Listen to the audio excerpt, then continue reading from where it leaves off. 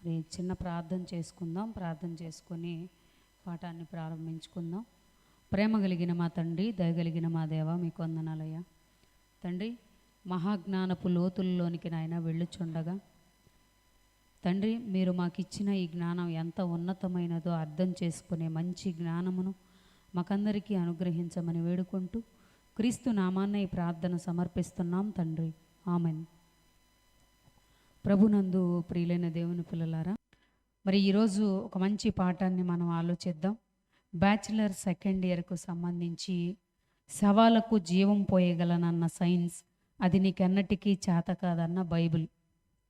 ఇదేదో స్కూల్లో పిల్లలకు సైన్స్ టీచర్ చెప్పే పాఠం అని అనుకుంటే పొరపాటే.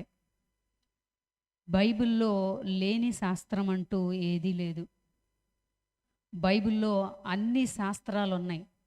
అందుకే మన ఆత్మీయ తండ్రి గారు మాట్లాడుతూ సకల శాస్త్రాలను అధిగమించినది బైబిల్ అని చెప్పడం మనం విన్నాం. అంటే ఈ బైబిల్లో సకల శాస్త్రాలు ఉన్నాయి. సకల శాస్త్రాలు, దానికి మించిన జ్ఞానం కూడా ఈ బైబిల్లో ఉండటం మనం చూస్తున్నాం. శాస్త్రం కొంతవరకే ఆగిపోయింది, కానీ శాస్త్రానికి అందనటువంటి జ్ఞానం కూడా దేవుడు ఈ బైబిల్లో మన కోసం పొందుపరిచాడు. ఈ మాటలు మనకు అర్థం కావాలి అని అంటే ప్రతినిత్యం మనం బైబిల్ చదివితేనే ఈ మాటలు మనకు అర్థమవుతాయి. బైబిల్ చదవకుండా అన్నీ అర్థం అవ్వాలి అని అంటే అర్థమవ్వవు. ఒకవేళ సేవకుడు చెబుతున్నా బైబిల్ చదవని మీకు అదేదో చెప్పుకుంటూ వెళ్ళిపోతున్నారులే, దేవుని మాటలు వింటున్నాము అన్నట్లుగానే ఉంటుంది. కానీ విశ్లేషణతో కూడినటువంటి జ్ఞానం అయితే మనం అందుకోలేము, దాన్ని చేరుకోలేము, అది మనకు అర్థం కాదు కూడా. కాబట్టి ఒక్కొక్కటిగా ఆలోచించుకుంటూ మనం ముందుకు వెళదాం. ఒక చిన్న సబ్జెక్టు మీద బైబిల్ నుంచి సైన్స్ ఎలా తాను చేస్తున్నటువంటి ప్రయత్నంలో విఫలమైందో, దాని గురించి బైబిల్ ఏం చెప్పిందో ఒక్కొక్కటిగా మనం ఆలోచించుకుంటూ ముందుకు వెళదాం. దానికి సంబంధించి పెట్టినటువంటి పాఠమే శవాలకు జీవం పోయగలనన్న సైన్స్, అది నీకెన్నటికీ చేతగాదన్న బైబిల్. పాఠంలోనే మనకు అర్థమవుతుంది ఏంటి. శవాలనట తిరిగి మరలా బ్రతికిస్తారట. దేని ద్వారా? సైన్స్ను ఉపయోగించి శవాలను తిరిగి మేము మరలా బ్రతికిస్తామని చెప్పేసి కొంతమంది శాస్త్రవేత్తలు అనుకున్న వాళ్ళు మాట్లాడుతున్నారు. నిజంగా ఈ విషయం గురించి ఆలోచిస్తున్నప్పుడు మనకు కాస్త యాంగ్జైటీగాను, కాస్త కుతూహలంగాను, ఏదో తెలుసుకోవాలి అనేటువంటి ఆశ మనకు కూడా కలుగుతుంది. ఇదేంటి, చనిపోయిన వారిని మరలా బ్రతికించడం ఏంటి? మనం బైబిల్లో చూసాం, యేసుక్రీస్తు వారు అద్భుతాలు చేశారు. అద్భుతాలు చేసినప్పుడు వారిలో కొందరు చనిపోయిన వారిని తిరిగి మరలా బ్రతికించడం మనం చూసాం. లాజరు, మార్తా మరియల సహోదరుడు లాజరు. మరి లాజరు చనిపోయినా తిరిగి యేసుక్రీస్తు వారు తన మాటతో లేపారు, అది మనకు తెలుసు. మరి అలాంటి సందర్భాలు ఇప్పుడు ఈ కాలంలో, ఈ యుగంలో, ఈ తరంలో మరలా అలాంటివి సంభవిస్తున్నాయా? ఒకవేళ అదే నిజమైతే ఎప్పటి వరకు ఈ స్వస్థతలు అనేవి ఉన్నవి అంటే, పౌలు గారు ఉన్నంత వరకు చివరిగా నేనే ఈ అద్భుతాలు స్వస్థతలు చూడడానికి, చివరిగా వాటిని చూసింది నేనే, కడపట్టి వాడినైనా నేనే అని పౌలు గారు సాక్ష్యం ఇవ్వడం మనం చూసాం. మరి యేసుక్రీస్తు వారు వెళ్ళిపోయి చాలా సంవత్సరాలైంది, 2000 సంవత్సరాలు దాటిపోయింది. మరి పౌలు గారి కాలానికే అద్భుతాలు సూచక క్రియలు ఆగిపోతే, మరి ఈ కాలంలో వీళ్ళు చెబుతున్నటువంటి మాటలు ఎంతవరకు నిజం? నిజంగా ఈరోజు ఉన్నటువంటి సమాజాన్ని గనక మనం చూసినట్లయితే, ఈ జీవితంలో బ్రతికేవారు కొందరు ఏమనుకుంటారంటే, ఈ జీవితంలో నేను బ్రతకలేకపోతున్నాను, ఈ రోగాలతో, ఈ ఇబ్బందులతో, ఈ అప్పుల బాధలతో, ఈ పిల్లలు, సమస్యలు, ఇవన్నీ నాకు అవసరమా? నేను త్వరగా చనిపోతే బాగుండు, నాకు చచ్చిపోవాలనిపిస్తుంది, ఈ జీవితంలో ఏమీ లేదు, నాకు ఏమీ ఇంట్రెస్టింగ్గా లేదు అని చెప్పేసి చనిపోవాలి అని చావును ఆశ్రయించే వాళ్ళు చాలామంది ఉన్నారు. బాగా చదువుకున్న వాళ్ళు కూడా చనిపోయిన తర్వాత ఎలా ఉంటుందో తెలుసుకోవాలి అని అజ్ఞానంతో చనిపోయిన వాళ్ళు కూడా ఉన్నారు. వాటిని మనం న్యూస్‌లో చూసాం. మరి ఇబ్బందులు పడుతూ, బాధలు పడుతూ ఈ జీవితంలో బ్రతకలేక చనిపోవాలి అనుకునే వాళ్ళు కొందరైతే, చనిపోకుండా మేము ఎల్లకాలం బ్రతకాలి, ఎప్పటికీ మేము జీవిస్తూనే ఉండాలి, చావు అనేది మా జీవితంలో ఉండకూడదు, మేము ఎల్లకాలం బ్రతకాలి అని ఆలోచించే వాళ్ళు కూడా ఉన్నారు. అంటే ఇబ్బందులు పడుతూ చనిపోవాలి అనుకునే వారి సంఖ్య ఎక్కువగానే ఉంది గానీ, ఎక్కువగా ఉంది. వాళ్ళు కూడా చావును కావాలని కోరుకుంటున్నారు. కానీ చాలా కొద్ది మంది మాత్రం మేము ఇంకా బ్రతకాలి అని కోరుకునే వారిలో చాలా కొద్ది మందిని మనం చూస్తూ ఉంటాం. మరి అలాంటి వారిలో పుట్టినటువంటి ఈ కోరికను కొంతమంది శాస్త్రవేత్తలు అనుకున్న వాళ్ళు ఏం చేశారంటే, ఇదిగో వీళ్ళలో ఇలాంటి కుతూహలం ఉంది గనక, వీళ్ళలో ఉన్నటువంటి ఈ బలహీనతను ఎలాగైనా మేము క్యాష్ చేసుకోవాలి అనుకున్నారు. వీళ్ళు ఎప్పుడైతే మేము ఇంకా ఎక్కువ కాలం బ్రతకాలి, మా దగ్గర చాలా డబ్బుంది, తరాలు 100 తరాలు కూర్చొని తిన్నా తరగని ఆస్తి మాకుంది, ఈ ఆస్తి 100 సంవత్సరాల్లో మేము విడిచిపెట్టి వెళ్ళిపోతే తర్వాత ఎవరు అనుభవిస్తారు? తిరిగి మేము మరలా అనుభవించడానికి మళ్ళా మేము బ్రతికే ఉండాలి, ఈ బ్రతికే ఉండి ఈ ఆస్తినంతటిని కూడా అనుభవించాలి అని ఒక వింత కోరిక మనుషుల్లో కలగడం మనం చూసాం. మరి ఇలాంటి కోరికలు ఉన్నవాళ్ళు శాస్త్రవేత్తలతో కలవడం వలన, వారి ఆలోచనలు వీరి ఆలోచనలు కలవడం వలన ఒక ప్రాజెక్ట్‌ను ప్రారంభించారు. ఏంటా ప్రాజెక్ట్ అంటే human genome project. Human genome project. ఏంటి ఇంతకీ ఈ ప్రాజెక్ట్‌లో ఏం జరుగుతుంది?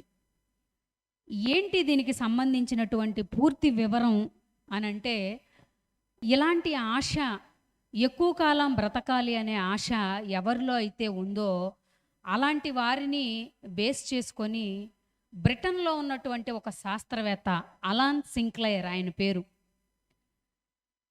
ఈ శాస్త్రవేత్త ఏం చేశాడంటే, మీరు చనిపోయిన తర్వాత మరలా 100 సంవత్సరాలు మీరు బ్రతుకుతారు. బ్రతికిన ఇప్పుడు బ్రతుకుతారు. 60 బ్రతుకుతారో, 70 బ్రతుకుతారో, 80 బ్రతుకుతారో తెలీదు. కాబట్టి మీరు చనిపోయిన తర్వాత మీ శవాలను జాగ్రత్తగా భద్రం చేసి వాటిని తిరిగి మరలా బ్రతికిస్తాను. దానికి కొంత ఖర్చవుతుంది అని చెప్పేసి వాళ్ళలో ఒక ఆలోచన ప్రవేశపెట్టాడు. ఇంతకీ ఎలా బ్రతికిస్తాడు అనంటే, వీళ్ళు ఎవరైతే చనిపోతారో చనిపోయిన వారిని వెంటనే ఒక శవం చనిపోయిన తర్వాత 19 గంటలు శరీరంలో ఉన్నటువంటి అవయవాలు పనిచేస్తూనే ఉంటాయి. దాన్ని ఫిజికల్ డెత్ అంటారు. ఒక మనిషి చనిపోయిన తర్వాత ఊపిరితిత్తులు పనిచేస్తాయి, గుండె కూడా పనిచేస్తుంది. 19 గంటల సేపు ఇది అలా పనిచేస్తుంది. ఫిజికల్ డెత్లోనికి వెళ్ళినప్పుడు డాక్టర్సు రిస్క్ ఎక్స్ప్లెయిన్ చేసి ఆల్మోస్ట్ డెత్లో ఉందని చెప్పేసి కోమా స్టేజ్లో ఉందని చెప్తారు.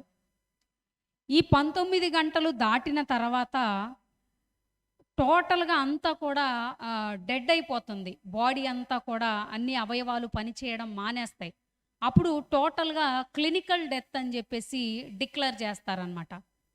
అప్పుడు ఏం జరుగుతుందంటే, ఇక చనిపోయిన తర్వాత ఆ బాడీలో ఇక చలనం ఏమి ఉండదు. కోమాలో ఉన్నప్పుడు చెబుతారు. తర్వాత పూర్తిగా అవయవాలన్నీ పనిచేయడం మానేసిన తర్వాత ఇక పూర్తిగా ఇతను చనిపోయాడు అని చెప్పేసి డిక్లేర్ చేస్తారు.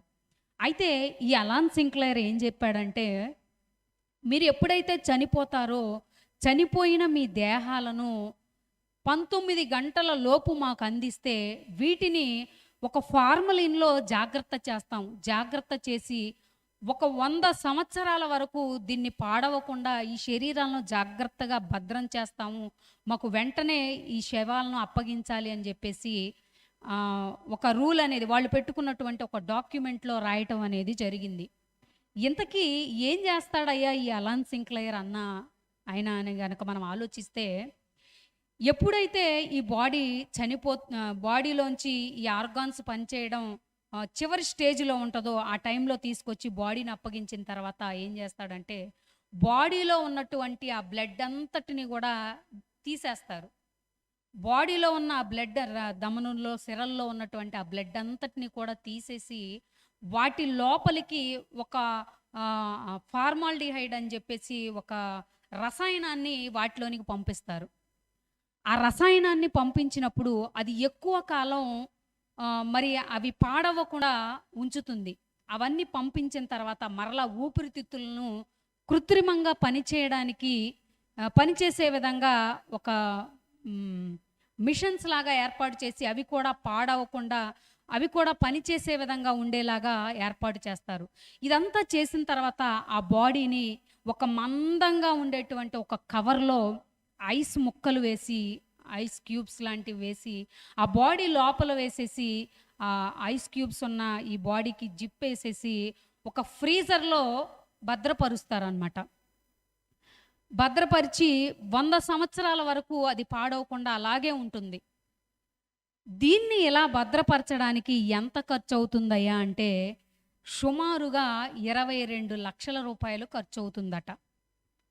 ఇదేదో బాగుంది, మనకు చాలా ఆస్తుంది కదా, 22 లక్షల రూపాయలు ఎంత ఖర్చు, మనకి ఈజీగానే ఉంది కదా అని చెప్పేసి దీంట్లో సుమారుగా ఒక నెల కాలంలోనే ఇతను ఎప్పుడైతే దీన్ని ఎక్స్ప్లెయిన్ చేసి చెప్పాడో వెంటనే 12 మంది కోటీశ్వర్లు ఏం చేశారంటే మేము కూడా ఈ స్కీమ్లో ఉంటాం, మేము కూడా మరి ఇందులో భాగస్వాములం అవుతాం, మా శరీరాలను కూడా మా శవాలను కూడా భద్రపరచండి అని చెప్పేసి 12 మంది నెలలోపులోనే బుక్ చేసేసుకున్నారండి.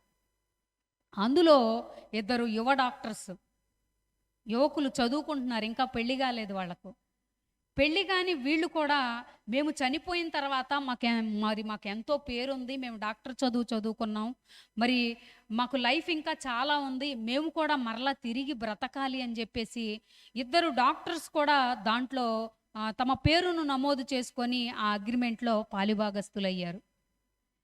ఇక ఎందుకు ఇలా చేస్తున్నారు అని అంటే బ్రతుకు మీద కోరిక చావని వాళ్ళు, ఇంకా ఎక్కువ కాలం బ్రతకాలి అనేటువంటి ఒక ఆలోచన కలిగిన వాళ్ళు ఇలాంటి కార్యక్రమాన్ని చేస్తున్నారు. నిజంగా చాలా ఖర్చుతో కూడుకున్నదండి ఇది. అయితే ఈ అలాన్ సింక్లయర్ భార్య, ఈయన ఎప్పుడైతే ఈ ప్రాజెక్టును ప్రారంభించాడో మరి 40 ఏళ్లకి అలాన్ సింక్లయర్ భార్య చనిపోయింది. ఆమె పేరు సీలియా. అలాన్ సింక్లయర్ భార్య పేరు సీలియా. ఈవిడ కూడా ఏం చేసిందంటే మా వారు ఒక మంచి ప్రాజెక్టు స్టార్ట్ చేశారు కదా, మరి నేను కూడా ఈ ప్రాజెక్ట్లో పాలిభాగస్తురాలను అవ్వాలి అని అనుకుంది కాబోలు, నేను కూడా ఎక్కువ సంవత్సరాలు బ్రతకాలి అనుకుంది కాబోలు మరి చనిపోయినటువంటి ఈమ శరీరాన్ని కూడా ఆ ఫ్రీజర్లో దాచారనమాట. ఆ ఫ్రీజర్లో దాచినప్పుడు ఈమె దేహం కూడా అక్కడే భద్రపరచబడింది. అయితే ఇప్పటికీ కూడా ఆ దేహాలు అనేవి అలా ఆ ఫ్రీజర్లో భద్రం చేయబడుతున్నాయి. అమెరికాలో ఉన్నటువంటి లాస్ ఏంజల్స్లో వీరి దేహాలు భద్రం చేయబడుతున్నాయి. మరి భద్రం చేయబడుతున్నప్పుడు ఎంతవరకు వీటికి రక్షణ? ఇంకా మరొక మాట ఏం చెప్పాడో తెలుసా? ఇప్పుడు భయంకరమైనటువంటి రోగాలు వస్తున్నాయి, ఈ రోగాలకు మందులు లేవు, ఏ మనిషి అయినా చనిపోవాలి అని అంటే ఖచ్చితంగా ఏదో ఒక రోగంతోనే చనిపోతాడు. అది ఎలాంటి రోగం అంటే ఒక ఎయిడ్స్ ఉంది, ఎయిడ్స్కి మందును కనిపెట్టారా? కనిపెట్టలేదు. క్యాన్సర్ వ్యాధి ఉంది, దానికి కూడా సరైనటువంటి మందు ఏమీ కనిపెట్టలేదు. ఏదో కీమోలు అని చెప్పేసి ఉపశాంతి కోసం కొన్ని ట్రీట్మెంట్లు ఇస్తున్నారు, కానీ అసలైనటువంటి మందుని తయారు చేయలేకపోయారు. ఇలా కొన్ని రోగాలకు మందులే లేనటువంటి రోగాలు వస్తున్నాయి. ఈ రోగాల వల్ల చాలామంది చనిపోతున్నారు. కాబట్టి వీటిలో ఏదో ఒక రోగంతో చనిపోయినటువంటి దేహాలే మన దగ్గరకు వస్తాయి. ఎప్పటికో ఈ రోగాలకు మందులు కనిపెడతారు. మనం ఈ దేహాలను జాగ్రత్తగా ఫ్రిడ్జ్లో దాచిపెడితే ఈ మందు ఎప్పుడైతే కనుగొన్నారో ఈ మందు ఈ శవానికి చేసినట్లయితే మరలా తిరిగి బ్రతికించవచ్చు అని చెప్పేసి ఒక ఆశ మనుషుల్లో కలిగించేటప్పటికి చాలామంది మొగ్గు చూపారండి. మరి 22 లక్షల డాలర్లు అమెరికాకు సంబంధించినవైతే మనకు వచ్చేటప్పటికి సుమారుగా 3 కోట్ల రూపాయలు అనుకుంటా, మనకి 3 కోట్ల రూపాయల వరకు ఖర్చు అవ్వచ్చు. అయితే ఏం జరిగింది అని అంటే ఈ రోగాలతో చనిపోయిన వారిని ఖచ్చితంగా నేను బ్రతికిస్తానని చెప్పేసి వారిలో ఒక మంచి కాన్ఫిడెన్స్ని అయితే నింపి అనేక మందిని ఈ హ్యూమన్ జీనోమ్ ప్రాజెక్ట్లో జాయిన్ చేశాడండి. ఇక ఇతను ఇలా చేస్తున్నాడు. ఇది ఎంతవరకు నిజం, ఎంతవరకు ఇది సాధ్యపడుతుంది, మనం బైబిల్ ద్వారా తెలియజెప్పాలి, బైబిల్ నుంచి తెలియజెప్పాలి.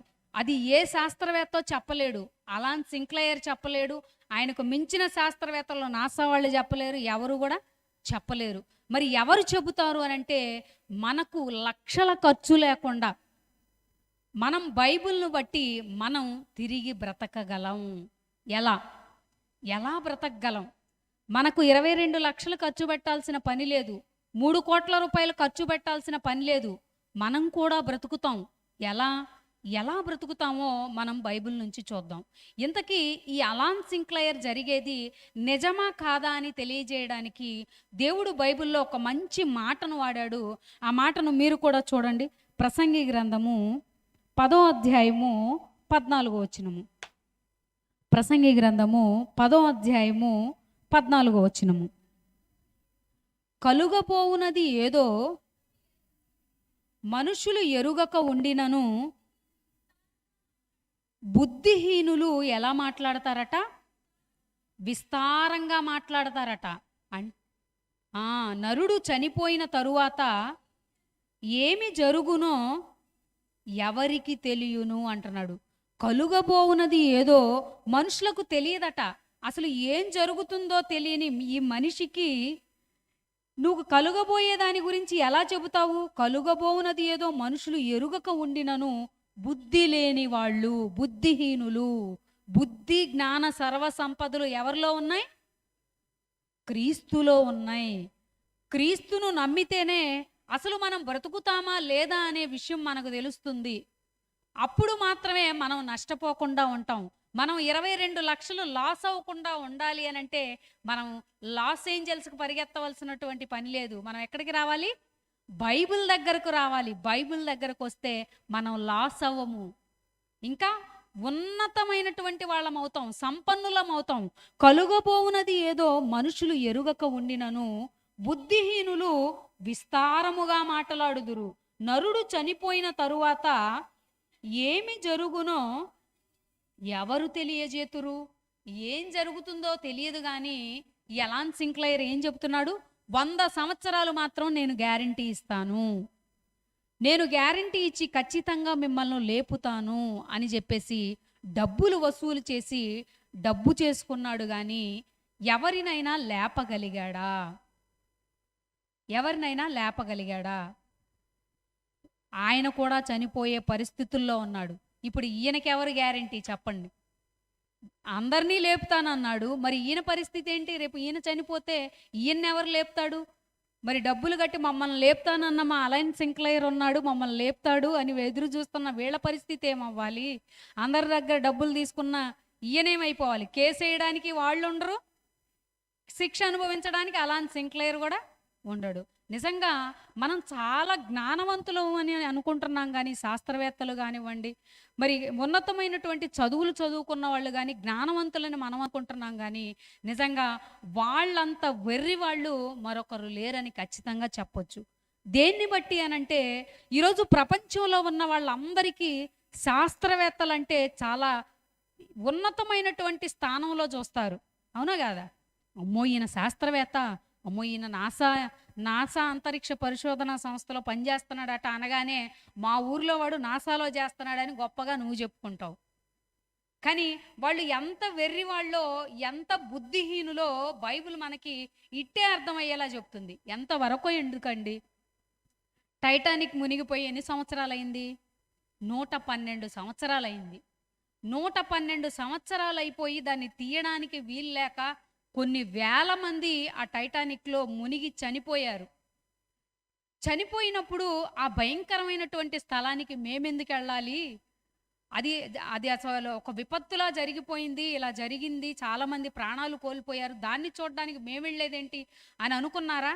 5గురు బయలుదేరారండి. 5గురు బయలుదేరిపోయి అసలు ఆ టైటానిక్ మునిగిపోయింది కదా, ఎలా ఉందో చూద్దాము, చూసొచ్చి మేము అక్కడికి వెళ్ళొచ్చామని గొప్పగా చెప్పుకుందాం అని అనుకున్నారు. కానీ ఏమైంది వాళ్ళ పరిస్థితి? 3 మిల్లీ సెకండ్స్‌లోనే అసలు ఎలా చనిపోయారో కూడా అర్థం కాకుండానే వాళ్ళ ప్రాణాలు ఆ నీటిలో సమాధైపోయాయి. వాళ్ళ దేహాలు కనీసం చిన్న క్లాత్ కూడా పైకి రాలేదు. అంటే ఆ ప్రయాణానికి ఖర్చు ఎంతో తెలుసా? 20,00,00,000 రూపాయలు. 20,00,00,000 రూపాయలు ఖర్చు చేసి టైటానిక్‌ని చూద్దామని వెళ్ళారు. ఎన్నో కోట్ల రూపాయలు ఉన్నాయి. కోట్ల రూపాయల సంపద ఉంది. వాళ్ళు చాలా పేరుగాంచిన వాళ్ళు. అందులో ఒక అతనికి 7 సార్లు గిన్నీస్ బుక్ అవార్డు కూడా లభించిందట. ఒక తండ్రి అయితే తండ్రి కొడుకు ఇద్దరు బయలుదేరారు. వెళుతున్నప్పుడు కొడుకు అన్నాడట, నాన్న నాకు భయం వేస్తుంది నాన్న, నేను రాలేను, నేను రాను డాడీ అని అన్నప్పుడు, ఒరే నా కడుపును నువ్వు ఎలా పుట్టావురా, ధైర్యవంతుడు కడుపున ధైర్యవంతుడే పుట్టాలరా, రమ్మని చెప్పి తీసుకెళ్ళాడండి పాకిస్తాన్కి చెందినటువంటి వ్యక్తి. నిజంగా తండ్రి కొడుకు ఇద్దరు ఆ నీటిలోనే చనిపోయారండి. ఆ టైటానిక్ పడవను చూడడానికి వెళుతున్న కొద్ది దూరంలోనే వీళ్ళు చనిపోయారు. మరొక ఆయనేమో తాతగారట టైటానిక్లో చనిపోయాడంట. తాతను చూద్దామని చెప్పి మనవడు బయలుదేరాడు. తాత మనవడిద్దరు ఒకే చోట జల సమాధి అయిపోయారు. నిజంగా వీళ్ళు చేస్తున్నటువంటి ప్రయత్నాలు చూడండి. కొన్ని కోట్ల రూపాయలకు ఆస్తికర్తలుగా ఉండి, పేరుంది, ధనం ఉంది, మరి అన్నీ ఉన్నాయి. వాళ్ళకు మంచి పలుకుబడి ఉంది, అధికారం ఉంది, అన్నీ ఉన్నాయి. అన్నీ ఉండి సముద్రం లోపలికి వెళ్ళిపోయి చనిపోవడం ఏంటండి? సముద్రం లోపలికి వెళ్ళి చనిపోవడం ఏంటి? మీకు ఒక విషయం చెప్పాలి.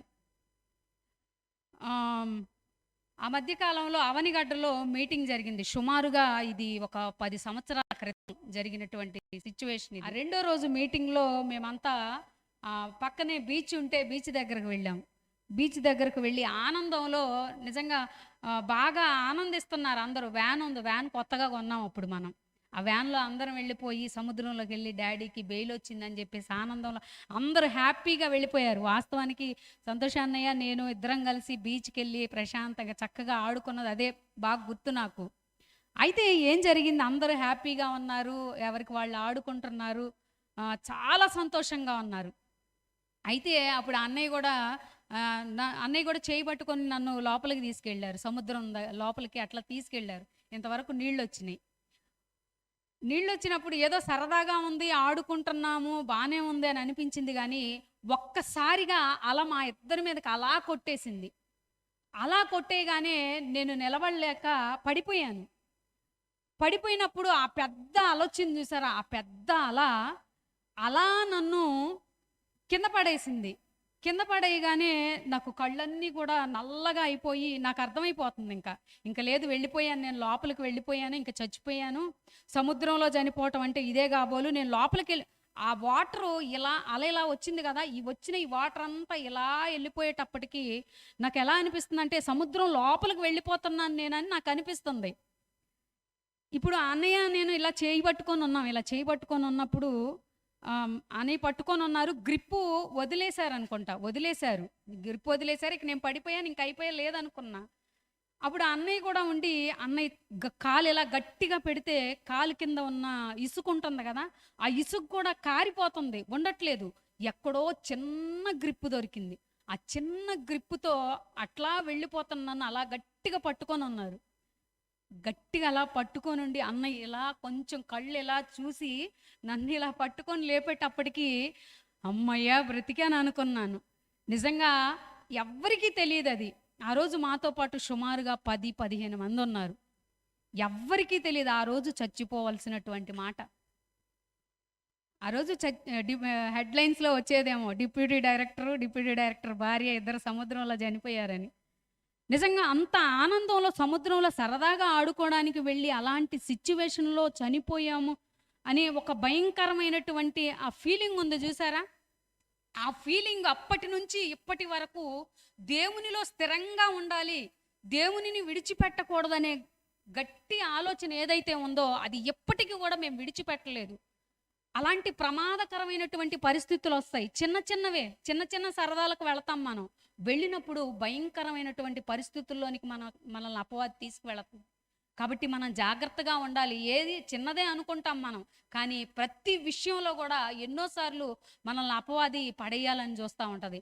అలాగే యాక్సిడెంట్ విషయం కూడా, యాక్సిడెంట్ విషయంలో కూడా కారంతా పాడైపోయింది, కానీ మాకు మాత్రం ఇంత చిన్న గీత కూడా తగలలేదు. ఎందుకు అని అంటే దేవుని కార్యక్రమాలు ఇంకా చేయాలి అని చెప్పేసి ఆయన లెక్కల్లో ఉన్నాం కనుక. ఇప్పటివరకు సహోదరుడు చెప్పాడు కదా, దేవుని లెక్కల్లో ఉంటే ఖచ్చితంగా ఆయన బ్రతికి ఉంచుతాడు. మరి అలాంటి భయంకరమైనటువంటి ప్రమాదాల్లోనికి అలా ఇలా ఈ చిన్న ఇన్సిడెంట్ జరిగినప్పుడే దేవుని కొరకు ఎంత కృతజ్ఞత కలిగి ఉంటే, అందులో ఒక ఆయన 4-5 సార్లు వెళ్ళొచ్చాడట. ఏంటి, టైటానిక్ దగ్గరికి. ఈ ఒక్కసారి కూడా వెళ్ళొద్దామని మళ్ళా బయలుదేరాడు. 3 సార్లు కాపాడాడు దేవుడు. 4వసారి అయినా బుద్ధి రావద్దు, బుద్ధి రాకుండా మరలా బయలుదేరాడు సబ్మెర్సిబుల్లో. బయలుదేరి వెళ్ళిపోయి మళ్ళా చివరికి ఎక్కడ చనిపోయాడు? ఆ టైటానిక్ దగ్గరే చనిపోయాడు. మనం ఏదో శాస్త్రవేత్తలు గొప్పవాళ్ళని అనుకుంటాం, కానీ వాళ్ళంత బుద్ధిహీనులు మాత్రం ఎవరూ లేరు. కలుగబోవునది ఏదో మనుషులు ఎరుగకుండినను బుద్ధిహీనులు విస్తారంగా మాట్లాడతారు. ఈ విస్తారమైన మాటల్లో ఖచ్చితంగా దోషం ఉంటుంది. మరి దేవుడు ఏం చెప్పాడో, అసలు ఎలా సాధ్యమవుతుందో ఇది ఒకసారి మనం చూద్దాం. యోహాను సువార్త 6వ అధ్యాయము 63వ వచనము. యోహాను సువార్త 6వ అధ్యాయము 63వ వచనము. ఆత్మయే జీవింపజేయుచున్నది, శరీరము కేవలము నిష్ప్రయోజనము అంటున్నాడు. మనలో జీవింపజేసేది ఏంటట? ఆత్మట. ఆత్మయే జీవింపజేయుచున్నది, శరీరము కేవలం నిష్ప్రయోజనం అంటున్నాడు. ఇదిగోండి, ఇప్పుడు మన ఎదురుగా కెమెరా ఉంది. కెమెరాలోకి పవర్ సప్లై రాలేదనుకోండి, ఎంత మంచి కెమెరా ఉండి కూడా ఉపయోగం ఉంటుందా? ఉపయోగం ఉండదు. ఇదిగోండి, ఇప్పుడు ఈ మైకులు చాలా ఉన్నాయి, కానీ దీంట్లో కిందకి ఏమి లేవు, బ్యాటరీలు లేవు. అంటే పవర్ లేదు, పవర్ అందట్లేదు దీనికి. అప్పుడు ఈ మైక్ పనిచేసిందా? ఈ మైక్ పనిచేయలేదు. అంటే పవర్ సప్లై అనేది ఉంటేనే అది ఎంతటి మంచి వస్తువు అయినా, ఎంత క్వాలిటీ అయినా, 4K అయినా, యారీ అయినా, ఏ కెమెరా అయినా సరే పనిచేస్తుంది. ఏ లైట్ అయినా వెలుగుతుంది, ఏ ఫ్యాన్ అయినా తిరుగుతుంది, ఏ ఎలక్ట్రానిక్ వస్తువు అయినా కరెంటు సప్లై ఉంటేనే పనిచేస్తుంది, లేకపోతే పని చేయదు. అలాగే దేవుడు కూడా ఆత్మను ప్రవేశపెట్టాడు. ఆత్మయే జీవింపజేయుచున్నది, శరీరము కేవలం నిష్ప్రయోజనం అంటున్నాడు. ఆత్మ దేవుని దగ్గరకు వెళ్ళిపోయినప్పుడు ఈ నిష్ప్రయోజనమైనటువంటి ఈ దేహాన్ని నువ్వు ఫ్రీజర్లో, లాస్ ఏంజల్స్లో ఫ్రీజర్లో దాస్తే మరలా దానిలో ఒక ఆత్మ వస్తుందా? దేవుడు ఏమైనా ఆత్మ పంపిస్తాడా మరలా? మరి నువ్వు ఎలా బ్రతికించగలనని అన్నావు? దేని ఆధారంగా అన్నావు అంటే, డబ్బుని దోచుకోవడానికి, అనేకులు అమాయకులైనటువంటి వారి దగ్గర నుంచి డబ్బు దోచుకోవడానికి ఈ శాస్త్రవేత్తలు అనేవాళ్ళు వేసినటువంటి గొప్ప ఎత్తుగడ. దేవుడు ఒకసారి కాదు అన్న తర్వాత అది జరిగే పరిస్థితే లేదు. మరి ఎందుకు ఇలా చేస్తున్నారు? ఏ మాటలను బట్టి వీరు ఇలా పలుకుతున్నారు? ఏ మాటలను బట్టి వీళ్ళు ఇలాంటి భరోసా ఇస్తున్నారు అనేది మనం తెలుసుకోవాలి. తెలుసుకోకపోతే చాలామంది మరి అమాయకులైనటువంటి వాళ్ళు ఇలాంటి వారి బారిన పడక తప్పదు. అయితే దేవుని ద్వారా ఇది సాధ్యమవుతుంది, కానీ శాస్త్రవేత్తల ద్వారా మాత్రం ఖచ్చితంగా ఇది సాధ్యం కాదు. చనిపోయినటువంటి వ్యక్తుల్ని లేపడం అనేది శాస్త్రవేత్తల వలన కాదు. ఎందుకు కాదు అని అంటే, సృష్టించిన వాడు ఆయన మాత్రమే దాన్ని చేయగలడు. చూడండి, ఆ మాట కూడా చూడండి. రోమాపత్రిక 4వ అధ్యాయము 17వ వచనము. రోమాపత్రిక 4వ అధ్యాయము 17వ వచనము. 4వ అధ్యాయము 17వ వచనము. తాను విశ్వసించిన దేవుని ఎదుట, అనగా మృతులను సజీవులుగా చేయువాడును, లేని వాటిని ఉన్నట్టుగా పిలుచువాడైన దేవుని ఎదుట మన అందరికీ తండ్రి అయి ఉన్నాడు. తాను విశ్వసించిన దేవుని ఎదుట, అనగా మృతులను సజీవులుగా చేసేటువంటి వ్యక్తి ఎవరున్నారు? మన దేవుడు. దేవుడు తప్ప చనిపోయిన వారిని మరలా బ్రతికించేటువంటి శక్తి ఎవరికీ లేదు అని ఖచ్చితంగా ఈ మాటను బట్టి మనం చెప్పగలం. మరొక మాట చూస్తారా? చూడండి, అపోస్తుల కార్యములు 5వ అధ్యాయము 30వ వచనము. అపోస్తుల కార్యములు 3వ అధ్యాయము 15వ వచనము. మీరు జీవాధిపతిని చంపితిరి గాని దేవుడు ఆయనను లేపెను. దేవుడు ఆయనను మృతులలో నుండి లేపెను, అందుకు మేము సాక్షులము. మీరు మ్రానున వేలాడ చేసి సంహరించిన యేసును మన పితరుల దేవుడు లేపాడు. యేసుక్రీస్తు వారు ఎన్నో రోజు లేచారు? 3వ దినమున లేచాడు. లేపింది ఎవరు? మన దేవుడు. చనిపోయినటువంటి యేసుక్రీస్తుని లేపినట్లుగా మనకిక్కడ ఆధారం కనిపిస్తుంది. ఏది? అలాన్ సింక్లైర్ ఎవరినైనా లేపాడా? లేపల. ఇంకా ఫ్రేజర్లో రండి రండి రండి అని వచ్చేవాళ్ళు ఎక్కువయ్యారు, కానీ లేపిన దాఖలాలు ఒక్కటి కూడా కనిపించట్లేదు. పిరమిడ్స్లో కూడా అంతేనండి. ఈజిప్ట్ పిరమిడ్స్ ఉన్నాయి కదా, దాంట్లో కూడా చాలా ఆస్తి, చాలా బంగారం, చాలా ఉన్నాయండి. వాళ్ళకి వాడుకునే వస్తువులు కూడా బంగారంతో చేసినవి. వాళ్ళు ఒక్కొక్కరికి పిరమిడ్స్ కట్టించుకొని ఆ పిరమిడ్స్ లోపల వాళ్ళు వాడుకునే వస్తువులు, ఒకవేళ అధునాతన యుగంలో పుడితే ఆ కాలంలో మేము బ్రతికినట్లుగా ఈ యుగంలో బ్రతకలేమని చెప్పేసి వాళ్ళు వాడిన గిన్నెలు, వాళ్ళు వాడినటువంటి వస్తువులు, వాళ్ళు వాడినటువంటి యుద్ధోపకరణాలు అవన్నీ కూడా వాళ్ళతో పాటే సమాధి చేయించుకొని సుగంధ ద్రవ్యాలు పూసి అవన్నీ కూడా అలాగే ఉంచుకున్నారు. వీళ్ళు ఏం చేశారంటే వాటిని అలా వాళ్ళతో పాటు సమాధి చేయించుకున్నారు. కానీ ఇప్పటికీ కూడా అవన్నీ అలాగే ఉన్నాయి, కానీ వాటిని ఎవరూ కూడా మరలా వాడుకున్నట్లుగా మనకు కనిపించదు. ఈజిప్ట్ పిరమిడ్స్లో చాలా ఉంటాయండి, చాలా. వాటిని ఎవరు కూడా కదిలించరు. ఇక అవి అట్లా వాళ్ళతో పాటు ఉంటాయి. అంటే మరలా తిరిగి బ్రతుకుతామనే ఆశ వారిలో ఉంది. అయితే మనం డబ్బు ఖర్చు పెట్టి తిరిగి లేస్తాము అనేటువంటిది కాదు, కానీ దేవునిలో విశ్వాసం ఉంచితే మాత్రం ఖచ్చితంగా మనం లేస్తాం. ఎప్పుడు లేస్తాం? చూడండి, యోబు గ్రంథము 14వ అధ్యాయము 10వ వచనము. యోబు గ్రంథము 14వ అధ్యాయము 10వ వచనము. అయితే నరులు మరణమై కదలలేక పడియుందురు, నరుల ప్రాణము విడిచిన తరువాత వారేమైపోదురు? అలాగుననే నరులు పండుకొని తిరిగి లేవరు, ఆకాశము గతించు వరకు వారు మేలుకొనరు, ఎవరునూ వారిని నిద్రలేపరు, నరులు పండుకొని తిరిగి లేవరు అట. వాళ్ళు లెగవాలి అనంటే ఎప్పుడు లేస్తారంటున్నాడు?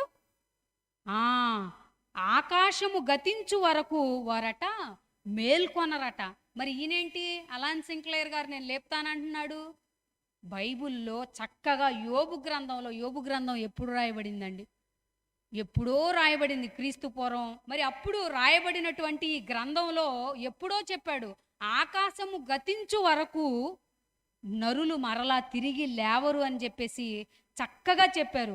మరి ఈ ప్రత్యేకమైన ప్రాజెక్టు ఏంటి చెప్పండి? ఈ ప్రత్యేకమైన ప్రాజెక్టు మోసం చేసేదే తప్ప మనకు మేలు చేసేదైతే కాదు. దీన్ని బలపరచడానికి మరొక రెఫరెన్స్ చూడండి. 1 దశలోనిక 4వ అధ్యాయము 16-17 వచనములు. ఆర్భాటముతోనూ ప్రధాన దూత శబ్దముతోనూ దేవుని బూరతోనూ పరలోకము నుండి ప్రభువు దిగివచ్చును, క్రీస్తునందుండి మృతులైన వారు ఎప్పుడు లేస్తారట? క్రీస్తులో ఉండి చనిపోవాలట. క్రీస్తులో ఉండి మనం చనిపోతే అప్పుడు మనం మొదటి వరుసలో లేస్తాము. ఆ మీదట సజీవులమై నిలిచి ఉండు మనము వారితో కూడా ఏకముగా ప్రభువును ఎదుర్కొనుటకు ఆకాశ మండలమునకు మేఘమండలం మీద కొనిపోబడుదుము, కాగా మనము సదాకాలము ప్రభువుతో కూడా ఉందుము. యోహాను సువార్త 5వ అధ్యాయం 28వ వచనము. యోహాను సువార్త 5వ అధ్యాయము 28వ వచనము. దీనికి ఆశ్చర్యపడకుడి, ఒక కాలం వచ్చుచున్నది, ఆ కాలమున సమాధులలోనున్న వారందరూ ఆయన శబ్దము విని మేలు చేసిన వారు జీవ పునరుద్ధానమునకును, కీడు చేసిన వారు తీర్పు పునరుద్ధానమునకు బయటికి వచ్చెదరు. ఎప్పుడట? యేసుక్రీస్తు వారి 2వ రాకడలో ఒక కాలం వస్తుంది. ఆ కాలంలో అందరూ లేస్తారు. ఈ 22 లక్షలు కట్టిన వీళ్ళు మాత్రమే కాదు, అందరూ లేస్తారు. అందరూ లేచి మేలు చేసిన వారు జీవ పునరుద్ధానమునకు, కీడు చేసిన వారు తీర్పు పునరుద్ధానమునకు బయటికి వచ్చేదరు. ఇప్పుడు చెప్పండి, వాళ్ళు లేస్తారో లేదో తెలియదు కానీ వాళ్ళని మాత్రం మీరు 22 లక్షలు పెట్టి మేము ఎక్కడే ఉండాలనుకున్నారు కదరా, మీరు పదండ్రా డైరెక్ట్గా అని చెప్పేసి మన ముందు కాయిన్ బాక్స్లో రూపాయి వేస్తే కాలు కలిసినట్టు మీరు డైరెక్ట్ కాయిన్ పదండ్రా అని చెప్పేసి అలా నరకంలో విసిరేసాడు అనుకోండి, అలాగే విసిరేస్తాడు వెళ్ళి. ఎందుకంటే దేవుడు ఎంతో చక్కగా ఇక్కడ ఈ మాటలు చెప్పాడు, కానీ వాళ్ళు ఈ మాటలను నమ్మలేదు. నమ్మకుండా అలాన్ సింక్లైర్ నమ్మాడు, శాస్త్రాన్ని నమ్ముకున్నారు, డబ్బులిచ్చి మరలా బ్రతికించి అలాంటి జీవాన్ని కావాలని కోరుకున్నారు, కానీ దేవుణ్ణి మాత్రం వీళ్ళు నమ్మలేదు. నిజంగా శాస్త్రవేత్తలు వాళ్ళకు ఉన్నటువంటి తెలివితేటలకు బైబిల్ మీద ఫోకస్ చేసినట్లయితే నిజంగా ఈరోజు లోకమంతా కూడా దేవుని మాటలతో నిండిపోయేది. అనేకులు ఆత్మలో ఐశ్వర్యవంతులు అయిపోయే వాళ్ళు అందరికీ దేవుని జ్ఞానం తెలిసేది. బైబిల్ను బట్టి చక్కగా అన్నీ వివరించి చెప్పినట్లయితే ఈరోజు ఈ డబ్బు నష్టము ఉండేది కాదు. అనేకులు పేదలైనటువంటి వారి ధనాన్ని ఎంతటినో దుర్వినియోగం చేస్తున్నారండి. కొన్ని కోట్ల రూపాయలు శాస్త్రవేత్తలు ఒక ప్రాజెక్టు ప్రారంభించారంటే కోట్లలోనే ఉంటుంది. అదంతా ఎక్కడదనుకుంటున్నారు? ప్రజల నుంచి సేకరించింది, ప్రజల దగ్గర నుంచి. మనం కడుతున్నాం కదా జిఎస్టీలని, ట్యాక్స్లని, అవని ఇవని. గవర్నమెంట్ ప్రతి ఒక్కరికి కూరగాయల ద్వారా ప్రతి దాంట్లో ట్యాక్స్ వేసి మన ద్వారానే తీసుకొని దీన్ని గవర్నమెంట్కి ఇస్తే గవర్నమెంట్ ఇంత ఫండ్ అని కేటాయిస్తుంది వాళ్ళకి. మన సొమ్మును దుర్వినియోగం చేస్తున్నారండి. అదే సొమ్మును వీటన్నింటిని వసూలు చేసిన వీళ్ళు లోకంలో ఉన్నటువంటి వారికి, పేదలైనటువంటి వారికి కనుక పంచినట్లయితే ఈరోజు భారతదేశం పేద దేశం అనే మాట మనం అనిపించుకునే వాళ్ళం చెప్పండి. కానీ భారతదేశం ఎప్పుడు కూడా పేదరికంలోనే ఉంటుంది. ఎందుకంటే ఇలాంటి దుర్మార్గులు ఉన్నంతకాలం, ఇలాంటి వాళ్ళు ఉన్నంతకాలం భారతదేశం పేదదిగానే, అనేకులు మనకు సహాయం అందించడానికి ఎదురు చూసేవాళ్ళలాగా, ఎవరు సహాయం ఇస్తారా అని ఎదురు చూసేవాళ్ళలాగే మనం ఉంటాం. ఎందుకంటే ఇలాంటి వాళ్ళందరూ పోవాలి. ఇలాంటి వాళ్ళందరూ పోకపోతే మన జీవితాలు ఎప్పుడు ఇలాగే ఉంటాయి. ఇంకా చూడండి ప్రియమైన దేవుని పిల్లారా, ప్రకటన గ్రంథం 6వ అధ్యాయం 10-11 వచనాలు. ఆయన రావాలంటే, నిజంగా మనమంతా తిరిగి లేవాలంటే ఏం జరగాలో చెబుతున్నాడు చూడండి. మరియు వారి వలనే చంపబడబోవు వారి సహదాసుల యొక్కయు సహోదరుల యొక్కయు లెక్క పూర్తి అగు వరకు ఇంకా కొంచెము కాలము విశ్రమింపవలెనని వారితో చెబుతున్నాడు. అంటే సహదాసుల యొక్క లెక్క పూర్తి అవ్వాలి, అందుకే ఆయన వెయిట్ చేస్తున్నాడు. అందుకే రావట్లేదు. ఆయన వచ్చేటప్పటికి ఖచ్చితంగా అందరూ లేస్తారు. అసలు దేవుడు ఎలా ప్రాణాన్ని పోసాడు? వీళ్ళు అంటున్నారు కదా, ప్రాణం పోయిన దానికి మరలా తిరిగి మేము ప్రాణాన్ని పోస్తామని చెప్పేసి వీళ్ళు అంటున్నారు. కానీ మన దేవుడు విడిచి వెళ్ళినటువంటి ఆ దేహాన్ని మరలా దేహంలోనికి రప్పించగలడు. అసలు దేహంలో ప్రాణమే లేనటువంటి దేహానికి మరలా ఆయన ప్రాణాన్ని పెట్టగలడు. ఎలాగో చూస్తారా? ఆదికాండము 2వ అధ్యాయము 7వ వచనము. ఆదికాండము 2వ అధ్యాయము 7వ వచనము. దేవుడైన యెహోవా నేల మంటితో నరుని నిర్మించి వాని నాసికారంధ్రములో జీవవాయువును ఓదగా నరుడు జీవాత్మ అయ్యాడు. వీళ్ళు ఎప్పుడైతే శవాలకు జీవం పోసే ప్రాజెక్టును ఎప్పుడు ప్రారంభించారో తెలుసా? దేవుడు ప్రారంభంలోనేనండి. ఏదేను వనంలోనే ఒక దేహాన్ని, మట్టిలోంచి ఒక దేహాన్ని చేశాడు, బొమ్మగా చేశాడు. ఆ బొమ్మకి ఊపిరిని పోసి నరునిలోనికి జీవాత్మను ఊదాడు. నరుడు జీవించే ఆత్మగా మారిపోయాడు. ఇప్పుడు చెప్పండి, దేవుడు గొప్ప, శాస్త్రవేత్తలు గొప్ప? మొదటి ప్రారంభ పుస్తకంలోనే ఉంది కదండి, ఆదికాండం 2వ అధ్యాయము 7వ వచనం. కనీసం 2 పేజీలు చదివినా ఇన్ని కోట్ల రూపాయల నష్టం ఉండేది కాదు కదా. కనుక ప్రియమైన దేవుని పిల్లరా, మనం ఎలా ఉండాలంటే దేవుని కొరకు కష్టపడే వాళ్ళంగా ఉండాలి. ఈ దేహాన్ని దేవుని కొరకు ఉపయోగిస్తే ఖచ్చితంగా దేవుడు మనల్ని లేపుతాడు. అందుకు ఒక మాట చెప్పాడు చూడండి, మార్కు సువార్త 8వ అధ్యాయము, ముగించుకుందాం. మార్కు సువార్త 8వ అధ్యాయము 35వ వచనము. తన ప్రాణమును రక్షించుకొనగోరువాడు దానిని పోగొట్టుకొనును. 36వ వచనము. ఒకడు సర్వలోకమును సంపాదించుకొని తన ప్రాణమును పోగొట్టుకొనుటకే వానికి ఏమి ప్రయోజనము? మనుష్యుడు తన ప్రాణమునకు ప్రతిగా ఏమి ఇవ్వగలడు అంటున్నాడు. చూడండి, తన ప్రాణమును ఎవరైతే రక్షించుకోవాలి అని అనుకుంటారో దేవుడిచ్చిన ఈ ఆయుష్ సరిపోదా?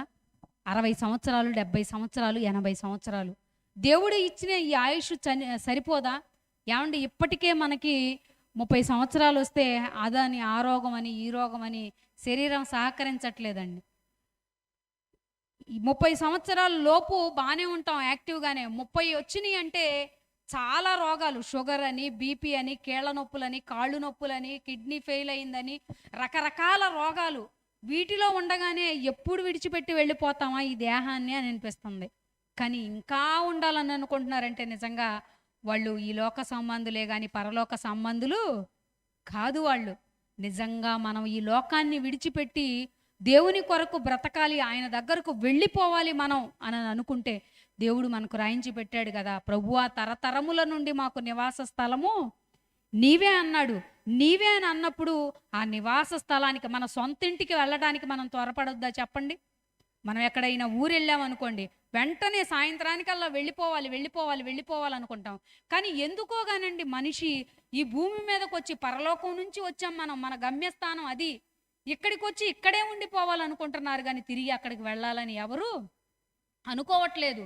తన ప్రాణమును రక్షించుకోవాలని ఎవరైతే అనుకుంటున్నారో వాళ్ళు దాన్ని పోగొట్టుకుంటారు. దేవుని కోసం, సువార్త కోసం తమ శరీరాలను, తమ కష్టాన్ని దేవుని కొరకు ఎవరైతే ఖర్చు పెట్టి ఈ భూమి మీద త్వరగా చనిపోవాలని అనుకుంటారో వారు మరలా తిరిగి బ్రతుకుతారు. ఈ మాట చెప్పాడు కదా యేసుక్రీస్తు వారు, నేను మరలా మిమ్మల్ని బ్రతికిస్తానన్నాడు కదా, నా నిమిత్తం, సువార్త నిమిత్తం మీ ప్రాణాలను పెట్టండి, మీరు ఇక్కడ చచ్చిపోయినా మరలా తిరిగి లేపుతాను అని అన్నాడు కదా. నాకు ఒక 22 లక్షలు మీరు ఇవ్వండి అన్నాడా? సువార్త చెప్పి 22 లక్షలు ఇవ్వండి తిరిగి మళ్ళీ లేపుతానని అనలేదు. ఎందుకు కష్టపడమన్నాడు అని అంటే, నిజంగా యేసుక్రీస్తు వారి గురించి చెబుతుంటే ఆ రోజు శిష్యులకు ఎన్ని కష్టాలండి. పేతురైతే నిజంగా బాగా ప్రేమించాడు యేసుక్రీస్తు వారిని. బాగా ప్రేమించి, ప్రభువా ఎవరు నిన్ను అప్పగించేది చెప్పు, వాళ్ళని ఇప్పుడే వేసేస్తాను అన్నాడు. ఎందుకు పేతురు తొందరపడతావు ఎందుకు?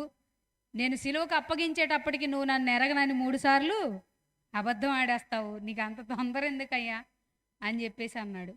నిజంగా యేసుక్రీస్తు గురించి చెబుతుంటే ఆ రోజు యాకోబు, అలాగే స్టెఫెన్ గారు, నిజంగా ఎంతోమంది భక్తులు, వీళ్ళందరూ కూడా కష్టాలు పడ్డవాళ్ళేనండి.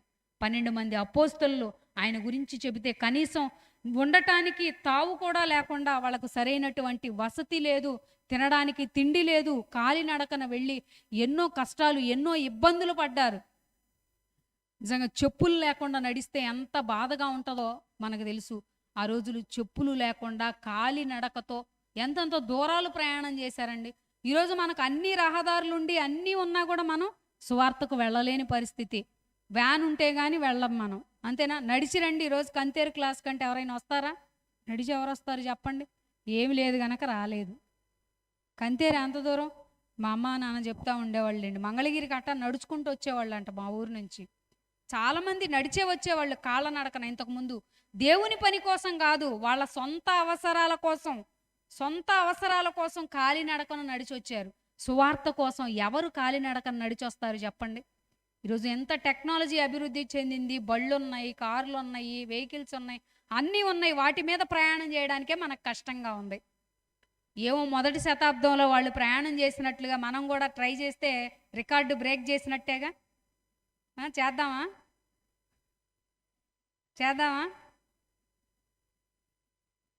చూడండి, మనం ఇలా చేస్తే నిజంగా ఆ రోజు మొదటి శతాబ్దంలో అలా వాళ్ళు చేసినట్లుగా నిజంగా అలా కష్టపడితేనే దేవుని యొక్క విలువ, దేవుని మీద ప్రేమ మనకి పెరుగుతుంది. కనుక ప్రియమైన దేవుని పిల్లారా, ఇన్ని సౌకర్యాలున్నా దేవుని మాటలు వినటానికి మనం ఇష్టం చూపించట్లేదంటే దేవుని మాటల పట్ల ఆసక్తి లేదు. ఇలాంటి వారికి దేవుడు పరలోకం ఇస్తాడో చెప్పండి?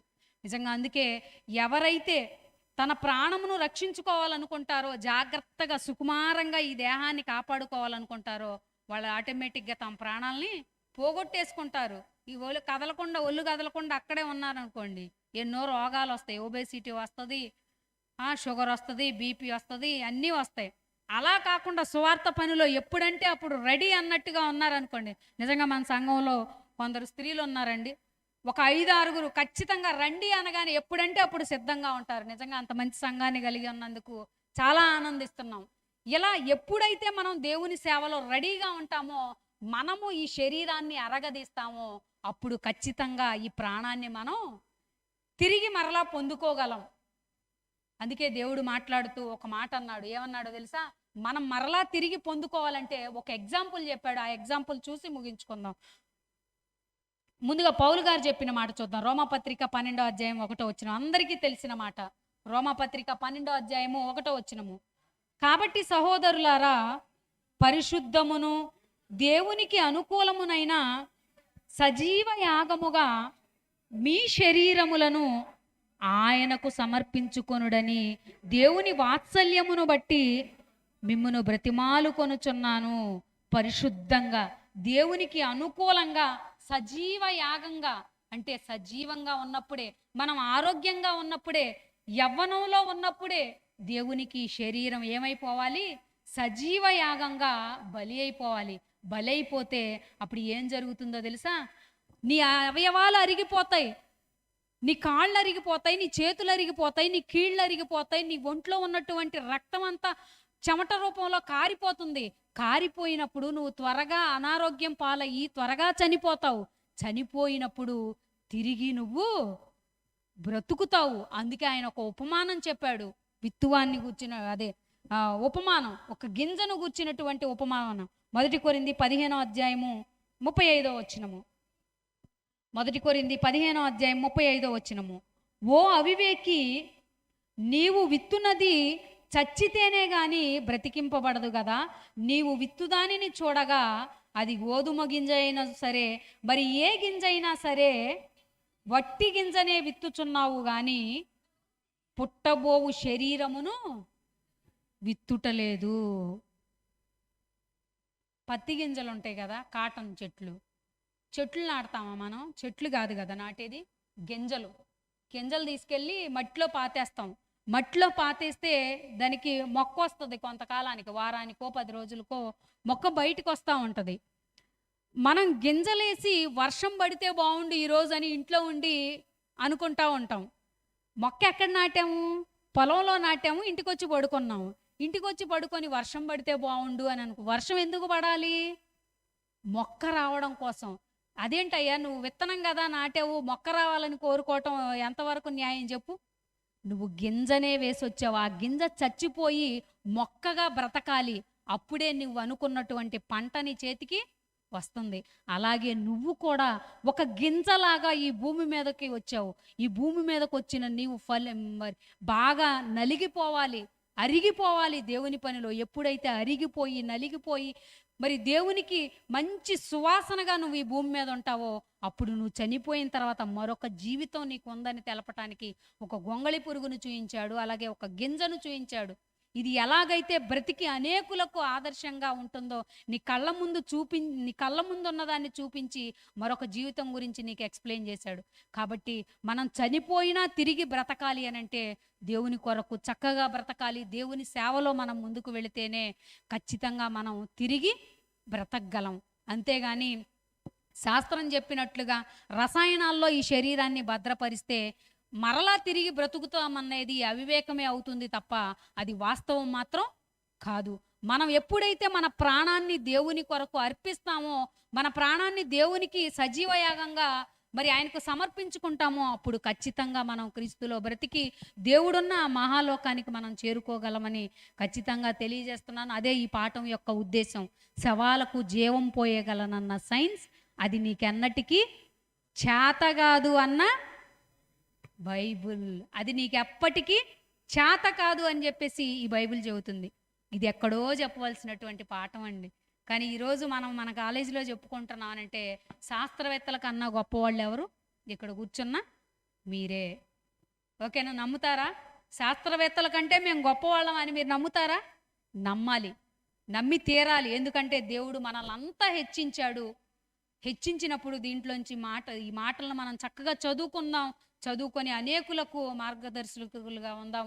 దేవుడు ఇవ్వబోయే ఆ మహాలోకాన్ని మనం అంతా స్వతంత్రించుకోవాలని కోరుకుంటూ నా మాటలు ముగిస్తున్నాను. ప్రార్థన చేసుకుందాం.